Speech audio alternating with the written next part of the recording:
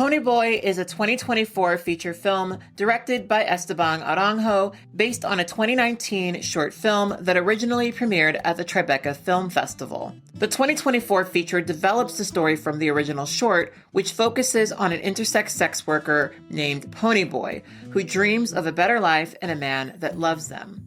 Starring River Gallo, who starred in, wrote, and directed the original short film, what stands out to me the most about this film is how different it feels in comparison to many of the films we've seen on this channel about trans narratives. And there's even a bit of a question about whether or not it is a trans narrative. As an intersex person, Ponyboi frequently finds themselves being pulled in multiple directions, with various characters offering up their opinions about whether or not they should take testosterone or estrogen. Ponyboi is a truly tender film with an intersex protagonist, and there were so many themes within the film that I felt would be worthy of conversation. But before we get into that, I guess I should introduce myself. Hi, my name is katblaque, and I like to think that I make content for introspective hot people. And if you're here, of course, I assume that's you. And here, over on Movies in My Closet, we watch film and TV shows that reflect culture.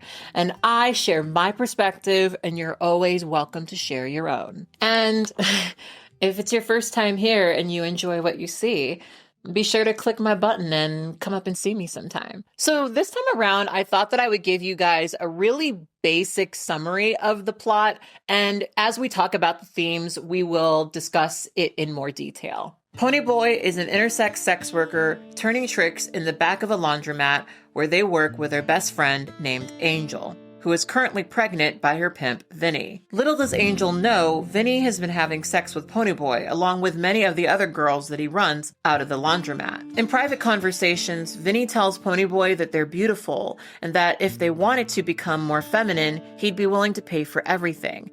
It sounds romantic, but it's not what Ponyboi wants. Ponyboi was born intersex and has been taking testosterone since they were very young. Their parents wanted a son, so they surgically altered Ponyboi to have outwardly male anatomy against their will. As Ponyboi got older, they gravitated towards femininity, and it's that feminine gender expression that got them kicked out of their home. Now, they run drugs and turn tricks for Vinnie, who they feel in debt to. You said I had the night off. Yeah, not no more. This fat fuck just became our VIP. Vinnie sets up Ponyboi with a new client and a new batch of Tina. When Ponyboi says the stuff smells odd, Vinnie dismisses the concern and says it's cut with something clean. However, when that client does show up and tries the new Tina, it turns out to be deadly, and that's concerning because, as it turns out, this guy is in the mob. I swear to you, on my mother, Ponyboi's the one you want. With the mob's money in hand, Ponyboi tries to leave town, but can't do so without tracking down their hormones. But with testosterone being a Schedule III substance, their unstable pimp and the mafia on their tail, tracking them down turns out to be quite challenging. But it's made all the easier with the assistance of a mysterious cowboy who just may have everything they need to get the hell out of Jersey. I was born a little different. I like that you're different. I just have to take a moment to sing the praises of River Gallo, because this film started as a short film that was written, directed, and starring River Gallo, who is themselves intersex. And I'm finding myself so curious about their previous work, what they plan to do in the future. I just loved this film. It's one of those beautiful little things that's really inspiring me to keep doing this particular type of content. I don't want to completely spoil this film for you guys. I really enjoyed this film in comparison to a lot of the other films that we've seen on this channel, and of the movies that I've seen, this is one of those films that I have not heard a ton of buzz about that I really immensely enjoyed. Like, in my opinion, it's a film that's going to become like a classic. And you can tell that it came from the perspective of an intersex person speaking about their own experiences. There's a way that Ponyboi is not sensationalized that feels very refreshing. And I really appreciated watching this film just purely from the perspective that it is part of the long legacy of an intersex person trying to put forth their own perspective about their own experiences. You can actually watch it on YouTube. That's where I watched it. I watched it through YouTube, which, by the way, did you guys know that you can watch, this is not sponsored, did you know that you guys can watch film and TV shows on YouTube? I didn't know that there was a whole side of YouTube that had that, but Ponyboi is available on here for purchase and for rent. I think it's definitely worth watching. Interestingly enough, when River Gallo was working on the first short film, they discovered more about their own intersex condition and discovered that they had a cosmetic procedure that they did not consent to when they were a child. And it wasn't until I made my film Ponyboi, the short films, that I decided to, I wanted to address this medical history in the movie somehow. And then I was doing research and I discovered that the condition that I was born with was an intersex variation, and that there was a community of people that identified it as intersex and that were fighting for intersex rights of body autonomy. And then I realized that my surgery was actually non-consensual and completely cosmetic because it was medically unnecessary, and it was presented to me as medically necessary. And that was a really big part of reconciliation for River Gallo that they wanted to include in the film. So I actually thought that I would speak a little bit about the short film and the differences and similarities between the two, because frankly, I am really in admiration of the way that this short film translated into this feature-length film. I thought it was a really great development, and I think it's really, really cool to see someone take that idea and develop it into something much bigger.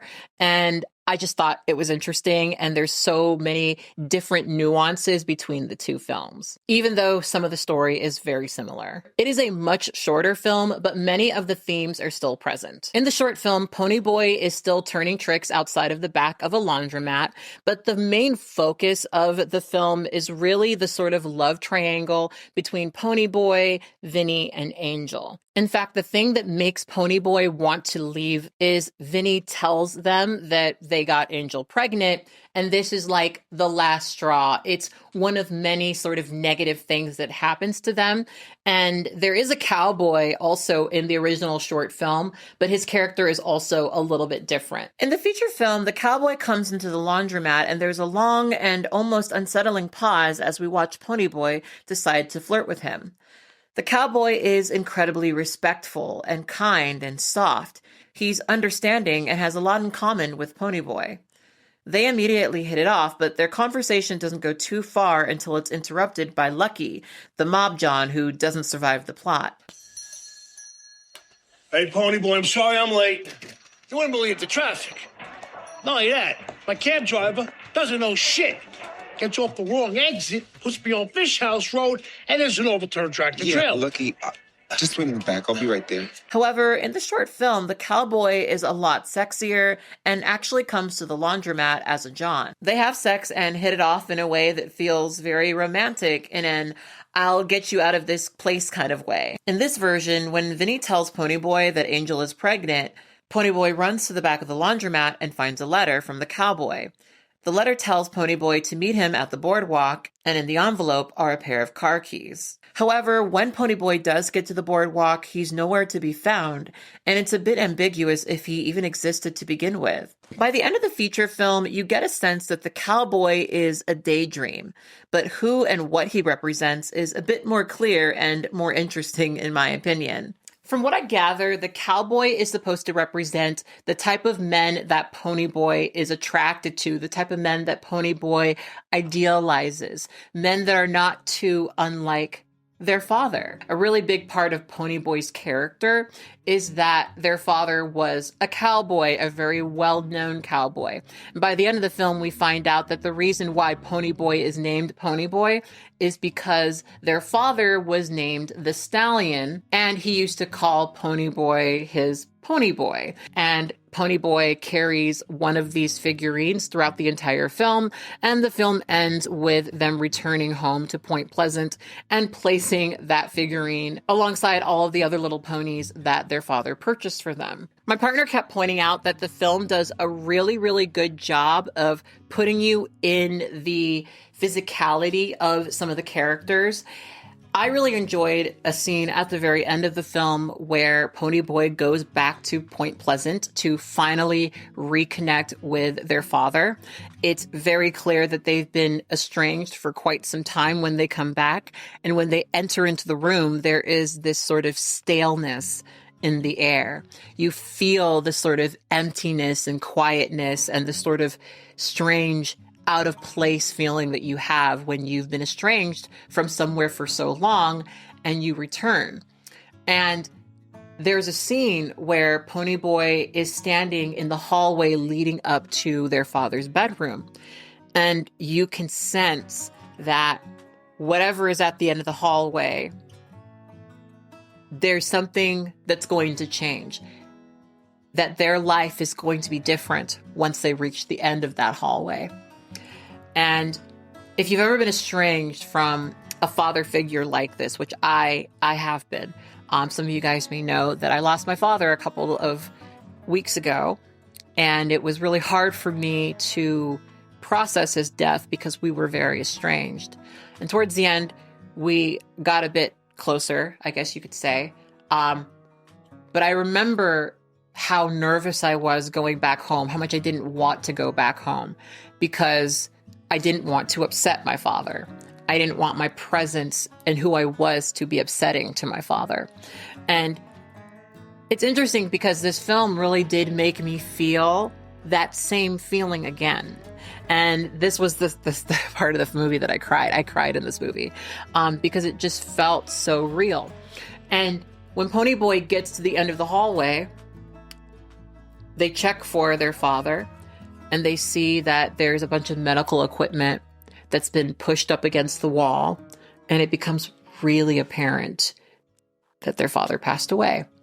And it's never said, but that's clear.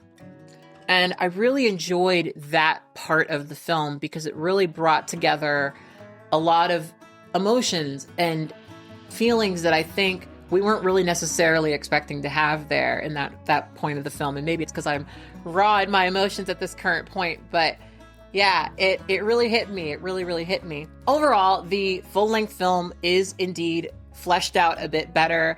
There's a different vibe for sure. The feature-length film has a bit more of a Jersey Noir kind of style, but I love that. The presence of the mafia definitely pushed the film into a bit more of a thriller territory, but I am a fan of thrillers. I enjoy that quite a bit. And I really did think that this was a great example of a short film that was turned into a really compelling feature-length film. Now, you could argue that this film is coming at a very interesting time, and River Gallo definitely is aware of that and has a bit to say about that. A movie that I know is going to start a lot of conversation, and I know that that conversation is landing at a moment where the conversation is very inflammatory. But the truth is that the shame that I experience about my body relates so much to what's happening right now in the conversation with trans people, because trans identities are being discredited, humiliated, invalidated, while intersex identities are continuously being hidden. And all these bills and stuff that are being passed, banning trans kids to have healthcare, to have gender affirming procedures done, there are loopholes so that intersex kids will continue to get operated on and will continue to get hormones that doctors think are medically necessary, even if, later on the child decides they're a different gender, but they had to start already a hormone that the doctor thought was right. So they're interrelated causes because it has to do with body autonomy and the right for each human to take control over to have control and agency over their body. And again, that's kind of part of why I really appreciate this film and this story, because I really appreciate the fact that these are stories that are being told by intersex people about their own experiences, because frankly, intersex folks are especially always used as points in an argument And there are very few examples of intersex people speaking up for themselves and defining their own experiences, which of course is a major problem for a lot of people who are intersex. There was so much about this film that I identified with, and I found myself asking the question about what exactly the crossover is between my experience as a trans woman and the intersex experience. River Gallo is intersex, but also identifies as trans femme. And to my understanding, there are intersex people who both do and don't identify within the trans spectrum. River Gallo is fairly outspoken about how they want to liberate a lot of our thinking from the gender binary. And I think that that is really great, something I totally support. And I love the fact that they're using their platform to have some of those conversations. Hormones are a pretty consistent theme throughout the film. And I would argue that's probably one of the main parts of the film. Ponyboi trying to get hormones before they leave town.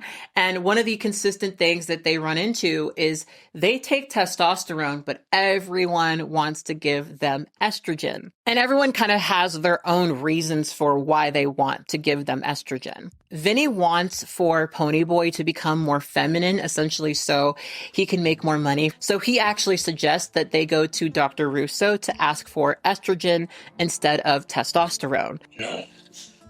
I'd also pay for you to get your tests done.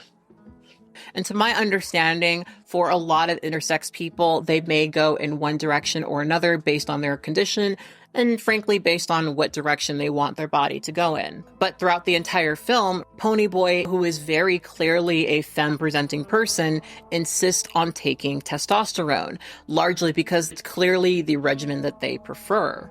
When they go to Dr. Russo's, they are met with a completely different pharmacist. And this pharmacist clearly fetishizes transgender women and thinks that Ponyboi is looking for estrogen instead of testosterone. I don't take estrogen. What? Yeah, I take testosterone Why the hell do you take that? because that's what I take. Aren't you a transsexual woman? No. I'm intersex. Like, a hermaphrodite. Could you just give me the fucking tea? Now, you may not know this if you're not a trans person, but there is a little bit of a difference between pursuing testosterone versus pursuing estrogen. Testosterone is a Schedule III substance, and so it is a lot harder to get than estrogen. But even though Ponyboi knows what they want and how they want to do it, the pharmacist still directs them to take estrogen so that they could have more feminine traits, frankly, because that's what they're attracted to. Then there's Charlie, who works at the Empress, who is a transgender woman who judges Ponyboi for being a little bit non-binary and a little bit gender non-conforming. There's beef between them largely because from Charlie's perspective, Ponyboi makes real trans women look bad. This is a very common argument that you will hear within the trans community, that there are certain people who, because they don't assimilate, are embarrassing the wider transgender community. They fight back and forth, but eventually Charlie does give them what they want, but she doesn't do it without slipping in a few packs of estrogen just in case. Outside of the cowboy and Angel, every character in the film wants to pull Ponyboi in one direction or the other. I thought that Vinnie was a really great representation of the so-called DL man. There's a lot of discourse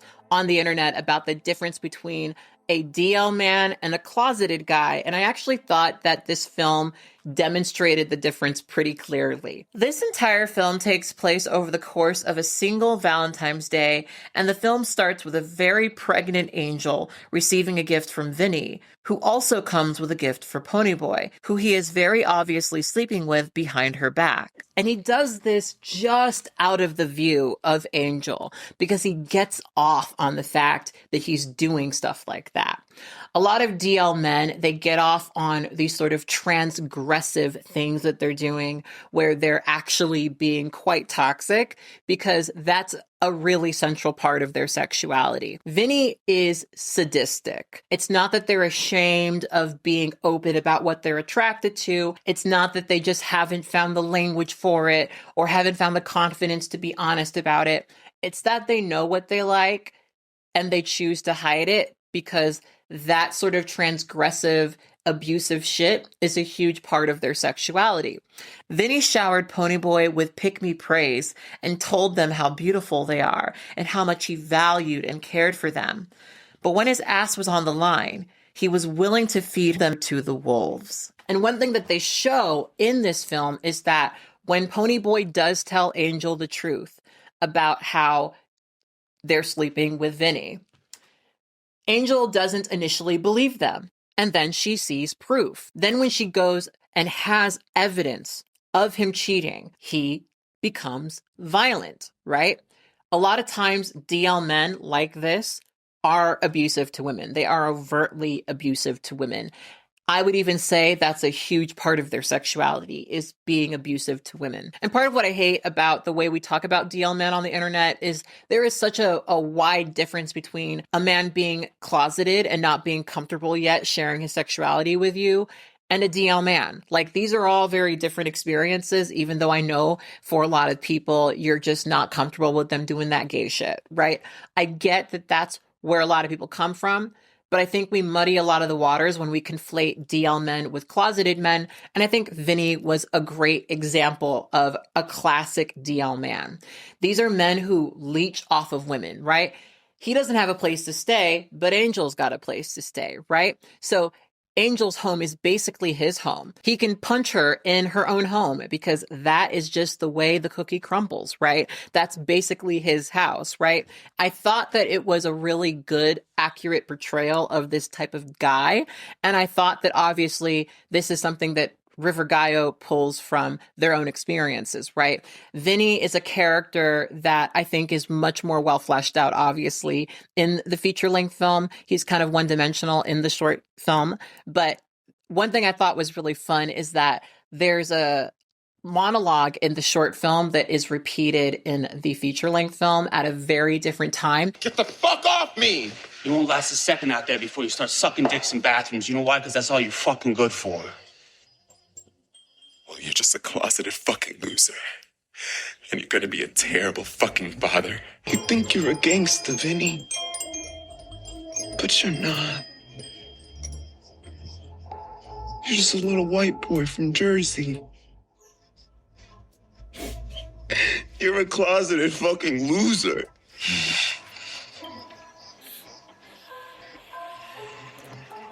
You wanna know what else? What? You're gonna be a terrible fucking father. In the short film, they deliver this monologue right before they storm off to go to the boardwalk. But in the feature-length film, they deliver the monologue and then Angel shoots him in the back of the head. I'm sorry, didn't mean to ruin it for you, but that character sucks, and I'm okay with it. Vinnie is like a representation of the reality of the kind of men that Ponyboi often interacts with, and the cowboy is like a fantastic fantasy version of the kind of men that she dreams of being able to interact with. Through the feature film, Ponyboi shares a lot of stories about their father with the cowboy, and one of them is about how they crashed their father's truck as a child. What kind of car do y'all drive? A red pickup truck. Cherry red. When they go back to visit their parents and find out that their father had passed away, they find a letter from their father saying that they always loved them, with some keys to his truck. Ponyboi goes outside and sees that the truck that they totaled is there waiting for them. They get in the car, and the film ends with them driving off into the sunset. And it's worth noting that Ponyboi spends a lot of time on foot through this entire movie. Like, if the cowboy doesn't exist, Ponyboi spent the entire film on foot. And I thought that that was really interesting because the representation of dreams in this film, right? You could say that, in a way, all of these dreams are about cars, right? Because, you know, the cowboy, one of the things that Ponyboi was clearly attracted to was the fact that the cowboy had a car, right? Because, you know, at that moment, you know, Ponyboy's trying to get the hell out of there, right?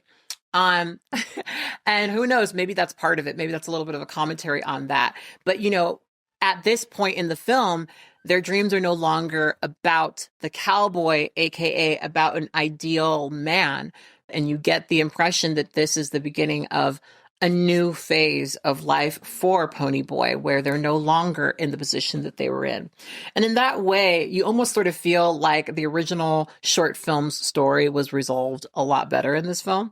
But I really want to say, too, that the short film was a really great film. It is a really great film. I can see why it would appeal to people, why people would want to go and take this and turn it into a feature-length film. I definitely think the short film is great. You can find it on Vimeo. You can find a screener of it on Vimeo, so I would also watch that if you get a chance.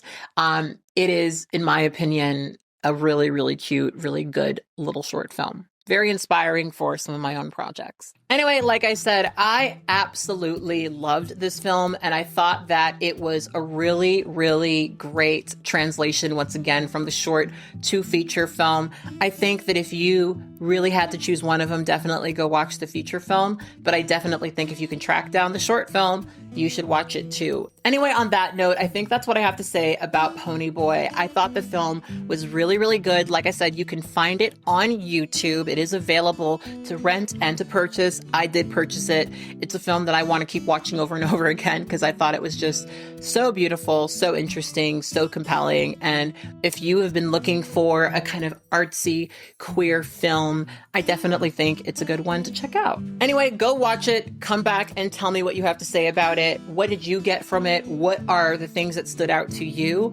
I would love to have a conversation with someone about this film.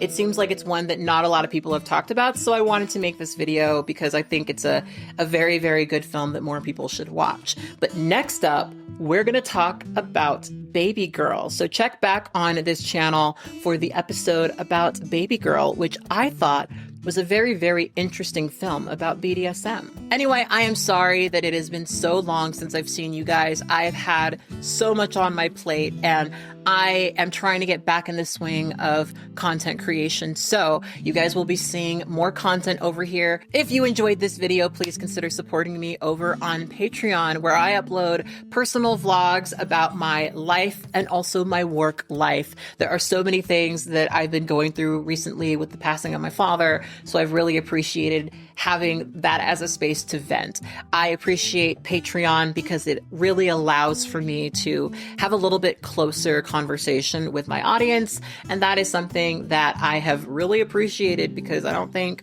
I want to share everything with everyone. And sometimes I just need to rant into the void, and that's basically what I do on Patreon. So if you're interested in that, check out my Patreon. Anyway, on that note, I will talk to you guys later. I want you to always remember and to never forget that you are beautiful and you are loved. Bye.